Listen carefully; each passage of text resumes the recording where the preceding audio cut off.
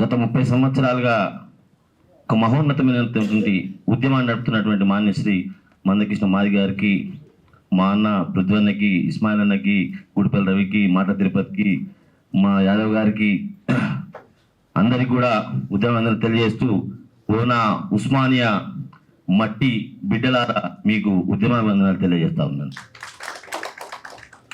ఉస్మానియా అంటేనే ఉస్మానియా నుండి ఏ పిలుపు వస్తుంది, ఉస్మానియా నుండి ఏమొస్తుందని రాష్ట్రం ఎదురు చూసినటువంటి సంఘటనలు మనం చూసాం.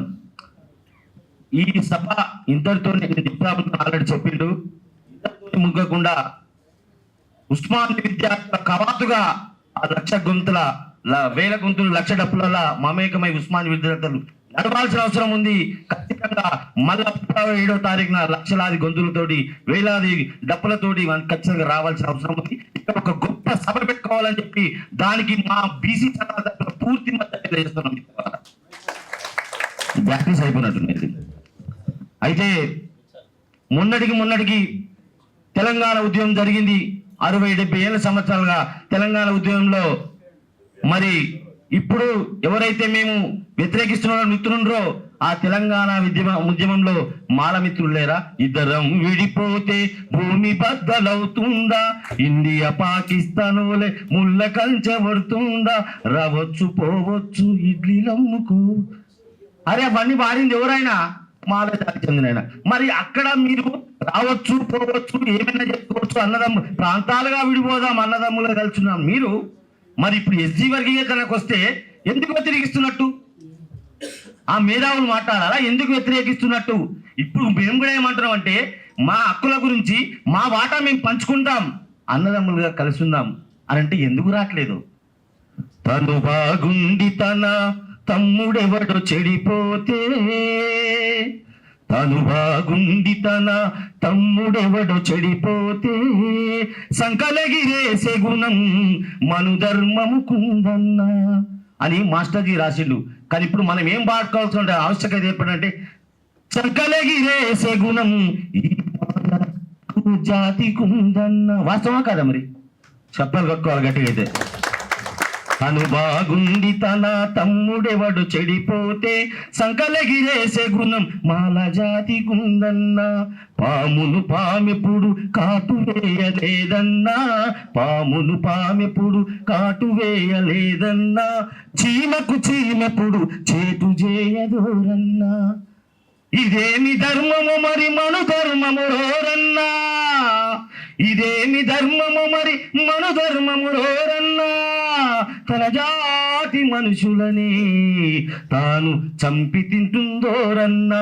ఇదేమి ధర్మమన్నా, ఇదేమి ధర్మమన్నా, బుద్ధెరిగిన భీమన్నా, అధర్మం అంటే ఇళ్ళ మను ధర్మము రోరన్నా.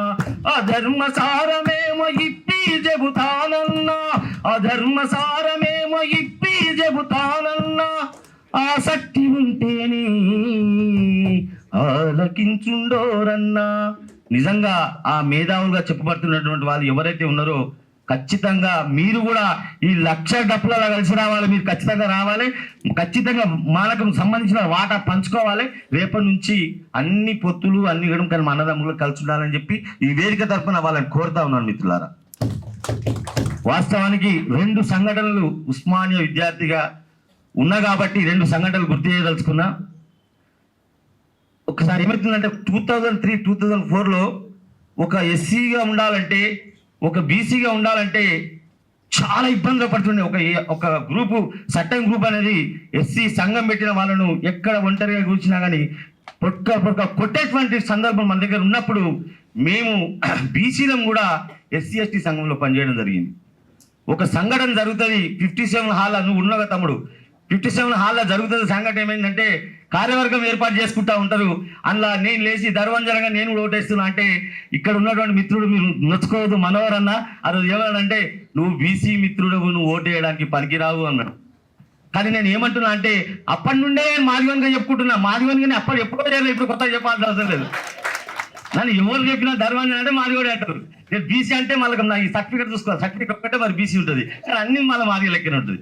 అయితే అప్పుడు జరిగినప్పుడు ఏమైందంటే ఆ హాల్ నుండి ఆ సభనే రద్దు చేసుకొని మాది మిత్రులు అందరూ న్యాయపడి వచ్చేసేసారు. మళ్ళా తెల్లారి సభ పెట్టేసేసి ఆ సంఘం లోపల నన్ను కూడా సభ్యుని చేర్చుకుని ఎస్సీ ఎస్టీ సంఘంలో ఒక బీసోడు ఉన్నాడు.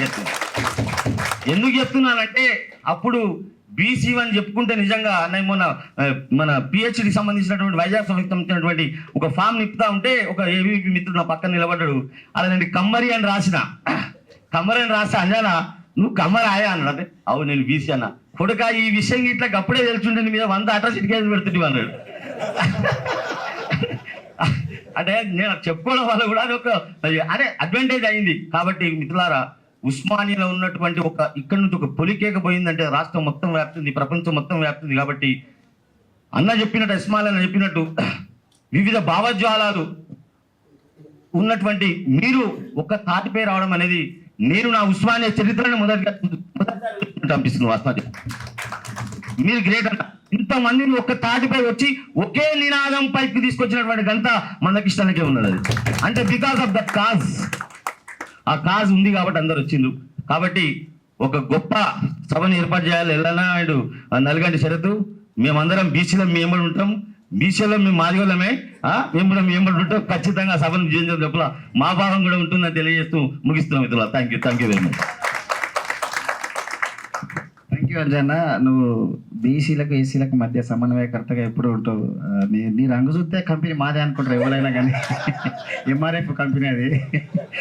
చాలా సందర్భంలో నేను కానీ మనోళ్ళు కానీ అన్న ధర్వంజనకు చెప్పుకుంటాను, అన్న వీడు మన మాది కూడా అన్న వీడికి ఇట్లా మాట్లాడతాను నేను అనుకుంటాను. వీడు మాది కూడా శ్రద్ధ కానీ మాదిగత్వం లేదన్న అని చెప్పేటాడు ఆయన. లాస్ట్కు వెళ్ళాను నువ్వు వరంగల్ ఆయన చెప్పేదాకా తెలియదు. ఆయన మాది కూడా అనుకుంటున్నావు, ఆయన కమ్మరోడే బాబు మొత్తం అని చెప్తున్నాను. సో మిత్రులారా, అంత సంబంధం మనకు బీసీలతోటి ఎస్సీలతోటి ఉన్నటువంటి ఆ సంబంధం ఇప్పుడు